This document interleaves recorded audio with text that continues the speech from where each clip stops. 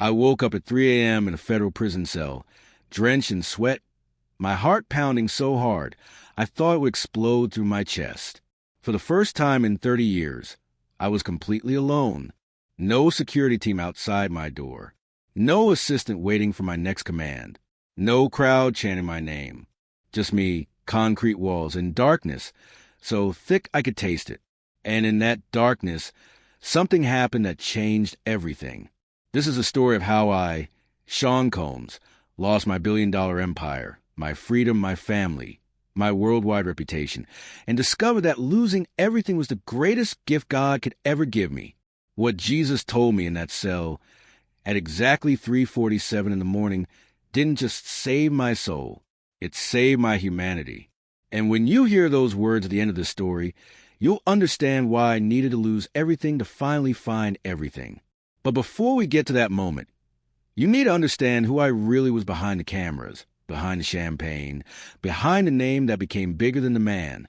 18 months before that prison cell, I was standing in the middle of my 53rd birthday party. 500 people, A-list celebrities everywhere. Champagne that cost $50,000 per bottle flowing like water. I had a ride by helicopter because that's what you do when you're worth over $1 billion. The DJ was playing my hits. People were screaming my name. Cameras flashing. Everyone wanted a piece of me, a photo with me, a moment of my attention. I was a god in that room. But here's what nobody saw. Around 2 a.m., I went to the bathroom alone. I locked the door. I looked at myself in the mirror for maybe 2 minutes, and I felt absolutely nothing. Empty, like I was watching someone else's life through a screen. I had everything a human being could want, but I couldn't feel any of it. So you know what I did? I went back out there and created more chaos, more noise, more spectacle, because chaos was the only thing that made me feel alive. That emptiness had been growing for years, maybe decades, but I was too busy building, conquering, winning to pay attention to it. I built an empire from nothing. I came from Harlem. My father was murdered when I was 3 years old, shot dead in Central Park. I watched my mother work multiple jobs just to keep us alive. So I made a promise to that little boy who felt helpless and scared. I would never be powerless again. I would never be poor again. I would build something so big, so untouchable, that no one could ever hurt me. And I did it. Bad Boy Records, Sean John Clothing, Ciroc Vodka, Revolt TV. I turned myself into a brand worth over $1 billion. I wasn't just successful, I was iconic. I changed hip-hop. I changed fashion. I changed business. Everywhere I went, people treated me like royalty. I had mansions in multiple countries. I had a yacht. I had private jets. I had access to every party, every person, every experience money could buy. But somewhere along the way, the empire I built to protect me became the prison that trapped me. Because when you have that much power, that much money, that much influence, you start to believe you're untouchable. You start to believe the rules don't apply to you. You surround yourself with people who tell you yes to everything. You lose touch with reality. You lose touch with consequences. You lose touch with your own humanity. And I did things. I made choices. I hurt people. I justified everything because I was Diddy. I was the king. Kings don't apologize. Kings don't admit mistakes. Kings just keep building bigger castles. Until the whole thing comes crashing down. The first accusation hit the news on a Thursday morning. I was in my office in Manhattan, preparing for a business meeting. My lawyer called. He said we had a situation. I laughed. I actually laughed. I said, I have the best legal team in the world. This will disappear in a week. Handle it. I went to my meeting like nothing happened. But that accusation didn't disappear. Another one came. Then another. Then another. The media started circling like sharks smelling blood. My phone started ringing nonstop. Business partners wanting explanations. Friends suddenly unavailable. Brands pulling contracts. And for the first time in my adult life, I felt something I hadn't felt since I was that 3-year-old boy watching his father's funeral. Fear. But I fought back. I hired more lawyers. I released statements. I posted on social media, maintaining my innocence. I tried to control the narrative like I controlled everything else in my life. For months, I genuinely believed I would beat this. I believed my power, my money, my influence would protect me like it always had. I was wrong. The day they came to arrest me, I was at my home in Los Angeles. Early morning, I heard the knock. Federal agents. They had a warrant. They read me my rights. And then they put handcuffs on me. I'll never forget that sound. That metal clicking sound when the cuffs locked around my wrists. In that exact moment, something inside me broke for the first time since I was a child. Because those handcuffs weren't just restraining my hands. They were shattering the illusion that I was in control, that I was untouchable, that I was God. They walked me out of my mansion in handcuffs. There were news helicopters in the sky, cameras everywhere. The whole world watching Sean Combs, the billionaire mogul, the king of hip-hop, being led away like a common criminal. I could see my neighbors watching from their windows. I could feel their judgment, their schadenfreude, their relief that the powerful had fallen. And in that moment, as I was being put in the back of a federal vehicle, I realized something terrifying. I had spent my entire adult life building an identity that could be destroyed in a single moment. Everything I thought mattered was being stripped away in real time on live television. The first night in jail was the longest night of my life. They processed me like everyone else. They took my clothes, gave me a uniform. They took my jewelry, my watch, my phone. They stripped me of every symbol of power I had accumulated over 5 decades. I was just another number, another inmate. Nobody cared that I was Diddy. Nobody cared about my Grammy Awards or my Forbes list ranking. In there, I was nothing. And that nothingness was more terrifying than any physical threat. They put me in a cell. Small, gray, a toilet, a sink, a bed that felt like concrete. The door closed. That metal sound again. Click. Locked. And for the first time in 30 years, I was completely alone with myself. No music, no people, no distractions. Just me and the deafening silence of my own thoughts.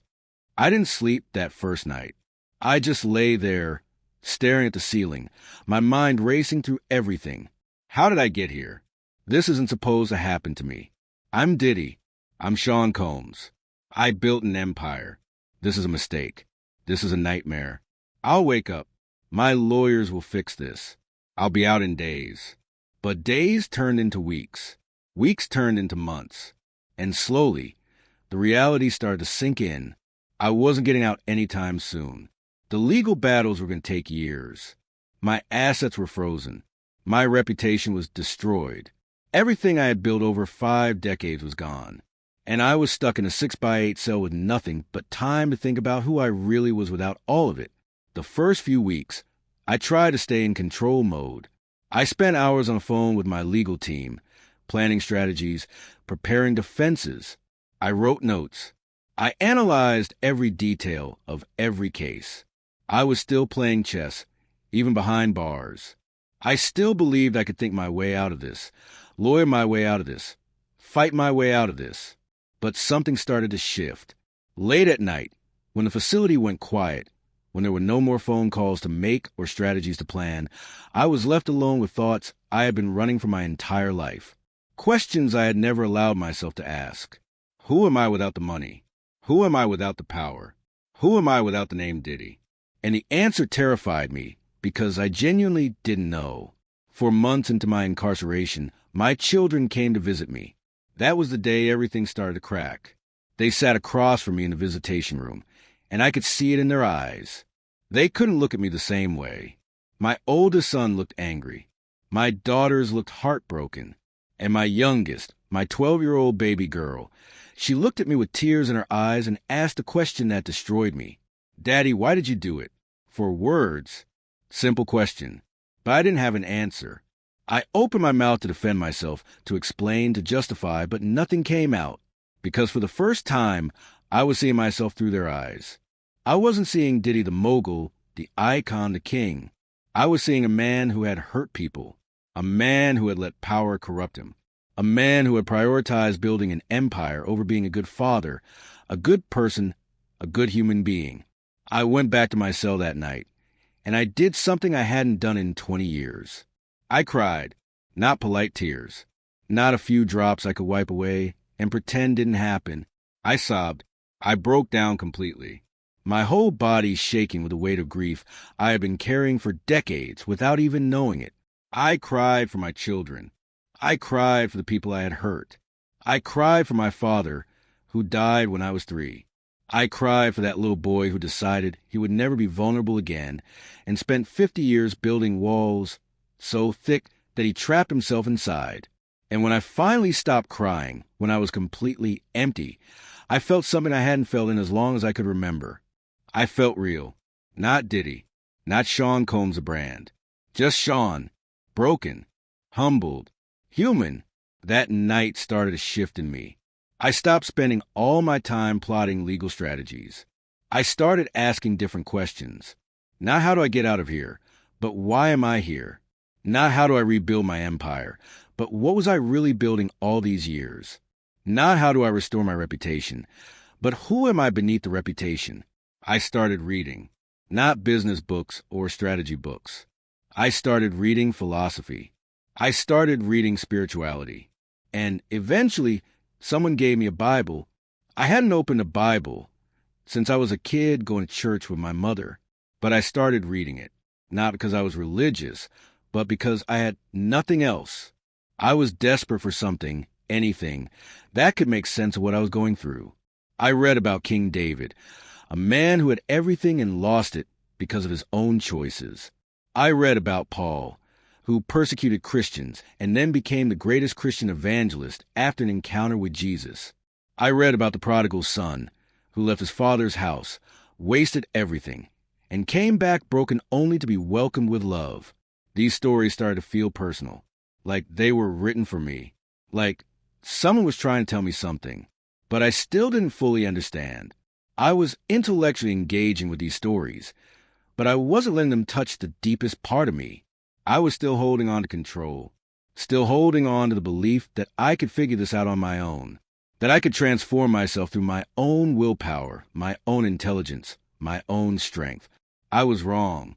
It was a Tuesday night, 6 months into my incarceration. I'll never forget the date, March 17th. I went to bed around 10 p.m. like usual. I fell asleep, but around 3 a.m. I woke up suddenly, not gradually, suddenly. Like someone had shaken me awake. I was drenched in sweat. My heart was pounding. I had been having a nightmare. In the dream, I was drowning. I was in deep water, thrashing, trying to reach the surface, but I kept sinking. And the more I fought, the faster I sank. I could feel the water filling my lungs. I could feel myself dying. And then I woke up. But waking up didn't bring relief. The panic from the dream followed me into consciousness. I sat up in my bed, gasping for air. The cell was completely dark. It was that dead-of-night darkness where you can't see your hand in front of your face. And the silence was oppressive, like the world had disappeared, and I was the only person left alive. My chest was tight. I couldn't catch my breath. I thought I was having a heart attack. I genuinely thought I was dying. I tried to calm myself down, tried to use breathing techniques, tried to think rational thoughts, but the panic just kept growing. And underneath the panic was something even more terrifying, a vast, bottomless emptiness, like I was staring into a void that would swallow me completely. In that moment of absolute desperation, I did something I had never done in my entire adult life. I prayed, not the mechanical prayers I mumbled as a kid, not the performative prayers I might have said at public events. Real prayer, desperate prayer. I didn't even know if I believed in God, but I was so broken, so terrified, so completely empty that I had nowhere else to turn. I remember my exact words. I said them out loud in that dark cell. God, if you're real, if you exist, please show me, because I can't do this anymore. I can't live like this. I don't even know who I am anymore. Please, I need help. And then silence, complete silence. For maybe 30 seconds, nothing happened. And I thought, of course, there's no God. There's no one listening. I'm alone. I've always been alone. I'll always be alone. But then something changed. I felt it before I understood it. A warmth. Not physical warmth like a heater, but something deeper. Like warmth was filling me from the inside out. The panic started to fade. My breathing started to slow. And then I felt a presence. I know how this sounds. I know people will say I was hallucinating, that I was having a mental breakdown, that it was stress and exhaustion and desperation creating illusions. But I'm telling you what I experienced. I felt a presence in that cell with me. I didn't see anyone. The cell was still completely dark. But I knew, with absolute certainty, that I was not alone. And then I heard a voice. Not an audible voice like someone speaking out loud, but a voice in my mind, in my heart, so clear and distinct that it was more real than any conversation I'd ever had with another human being. The voice said, "Sean, I've always been here. You're the one who was blind." Those words hit me like a physical blow, because instantly I knew it was true. I had spent 50 years running, building, conquering, proving, hiding. I had been so busy constructing my empire, my image, my identity, that I had completely missed what was real. I had been blind to God, blind to love, blind to truth, blind to my own soul. And then Jesus showed me something. I don't know if it was a vision or a memory or something in between, but I saw my entire life playing out in front of me. Not the highlight reel, not the Grammy moments or the Forbes covers or the sold-out concerts. I saw the moments in between, the moments when I chose power over people, the moments when I chose my ego over integrity, the moments when I hurt someone and justified it because I was building my empire. I saw faces of people I had used, betrayed, discarded. I saw opportunities to choose love that I ignored because love felt weak and I needed to be strong. Every single choice I had made to protect myself, to elevate myself, to prove I was more than that powerless 3-year-old boy was right there in front of me. And I saw the cost, the human cost, the spiritual cost, the cost of my own soul. But then I saw something else. I saw that 3-year-old boy, little Sean, standing at his father's funeral, not understanding why his daddy wasn't coming home. I saw him crying alone in his room at night. I saw him making that silent promise, "I'll never be weak again. I'll never need anyone again. I'll never let anyone hurt me again." And I saw how that promise, the vow made by a terrified child, had shaped every single decision I made for the next 5 decades. I had been running from that little boy's pain my entire life, building bigger and bigger walls to make sure I never felt that vulnerable again. But the walls that were supposed to protect me had become the prison that trapped me. And then Jesus spoke again. He said, "Sean, you spent your entire life building an empire, so you'd never feel like that helpless little boy again. But everything you built imprisoned you more than any cell ever could. I didn't bring you here to punish you. I brought you here to set you free." Those words broke something open in me. It was like a dam bursting. 50 years of pain, of striving, of performing, of pretending came flooding out. I started crying. Not quiet tears. I was sobbing.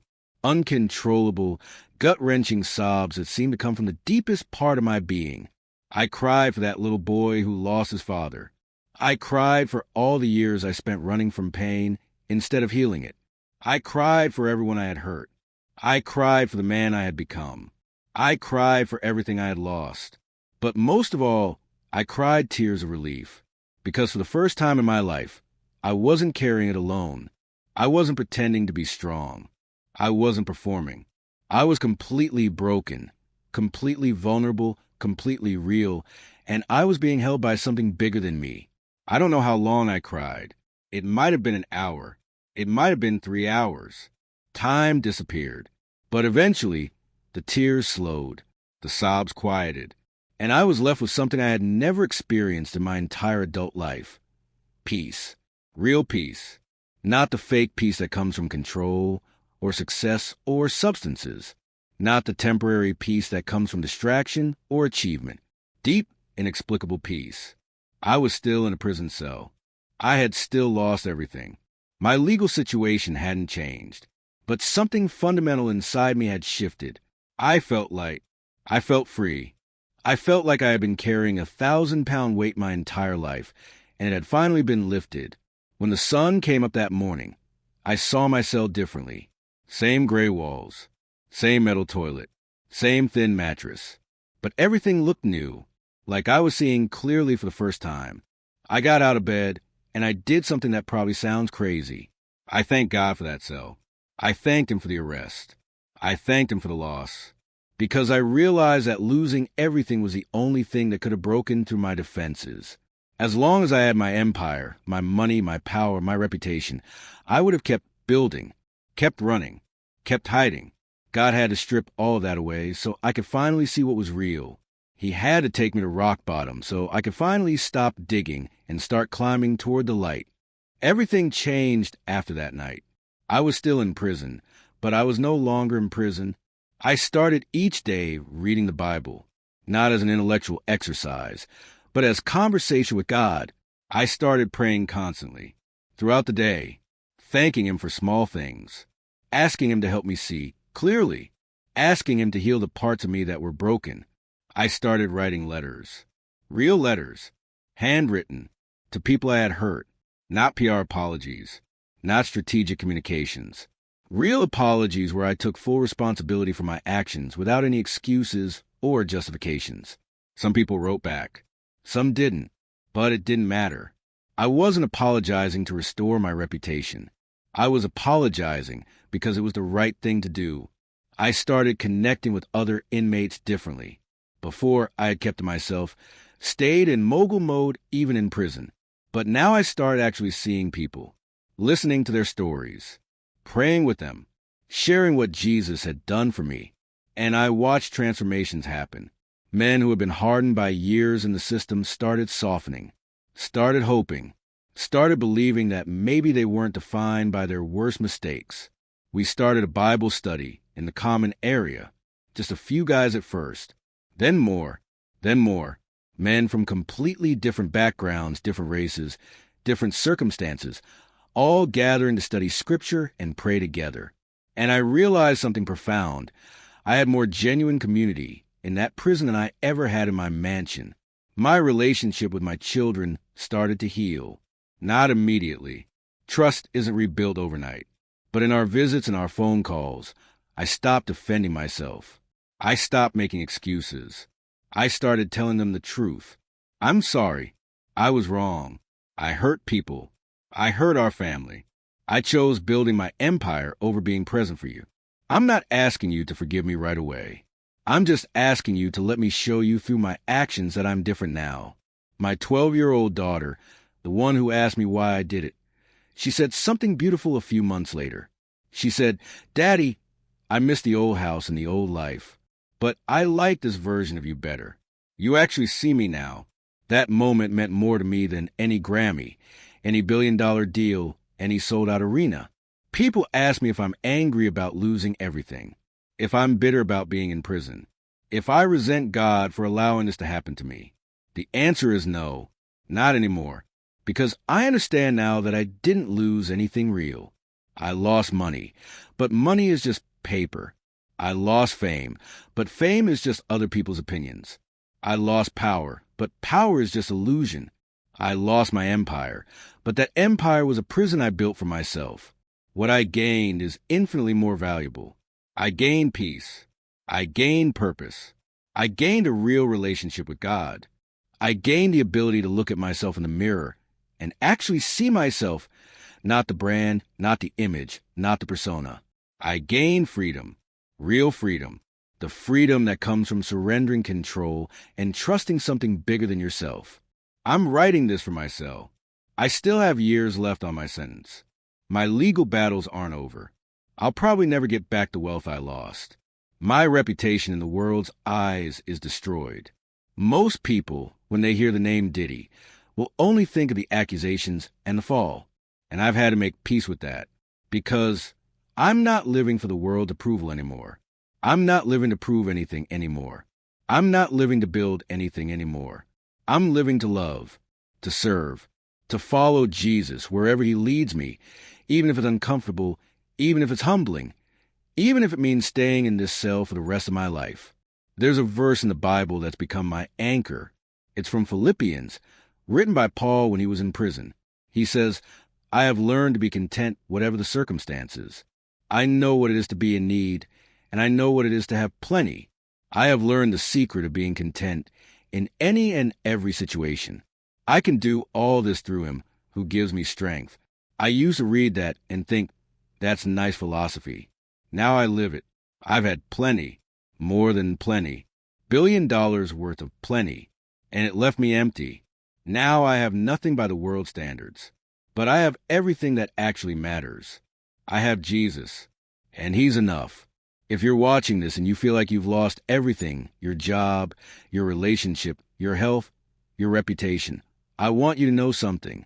God doesn't waste pain. He doesn't waste loss. Sometimes he has to strip everything away so we can finally find what's real. Sometimes he has to bring us to the end of ourselves so we can finally discover him. I'm not saying it's easy. It's the hardest thing I've ever been through. Losing everything. Facing yourself without any masks or defenses. Admitting you were wrong. Letting go of control. It's brutal. But on the other side of that brutal honesty is freedom. Real freedom. The freedom to be loved not for what you achieve, but for who you are. The freedom to stop performing and start living. The freedom to stop building empires and start building genuine relationships. You don't have to go to prison like I did. You don't have to lose billions. But you do have to make a choice. You can keep building your empire. Keep chasing success, approval, control. Keep believing that the next achievement, the next relationship, the next purchase will finally fill the emptiness inside you. Or you can surrender. You can admit you can't do it on your own. You can invite Jesus into broken places you've been hiding. You can let him heal the wounds you've been medicating with success or substances or distractions. You can stop running and finally come home to the Father who's been waiting for you your entire life. Remember at the beginning, I told you that Jesus said something to me at 3:47 in the morning that changed everything? Here it is. He said, Sean, you weren't made for the throne you built. You were made for my kingdom. In that moment, I finally understood. I spent 50 years building a throne, building a kingdom, making myself king, and it nearly destroyed me. Because I was never meant to be king of my own kingdom. I was meant to be a son in God's kingdom. I was meant to surrender the throne, not sit on it. I was meant to serve, not rule. I was meant to love, not conquer. And the moment I got off my throne and knelt before the real king, everything changed. I don't know where you're at right now. Maybe you're on top of the world, like I was. Maybe you're at rock bottom. Maybe you're somewhere in between, feeling like something's missing, but you can't name what it is. Wherever you are, Jesus is there. He's waiting, not to condemn you, not to punish you, but to free you, to heal you, to show you who you really are beneath all the masks and walls and performances. All you have to do is what I did in that cell at 3 a.m. Pray, real prayer, honest prayer. God, I can't do this on my own anymore. I need you. Show me who you are. Show me who I am. Help me. That's it. No fancy words needed. No religious performance. Just honesty. Just surrender. Just opening the door so he can come in.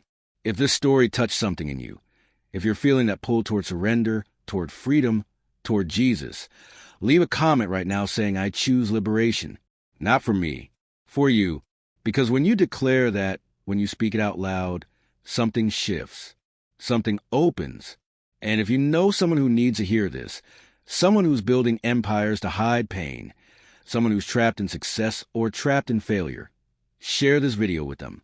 It might be the moment that saves their life. Next week, I'm going to share another story of someone who lost everything but found something greater. Someone whose redemption will show you that no matter how far you've fallen, no matter what you've done, God's grace is bigger. Subscribe so you don't miss it. And remember, you weren't made for the throne you're building. You were made for his kingdom. The moment you understand that difference is the moment your real life begins.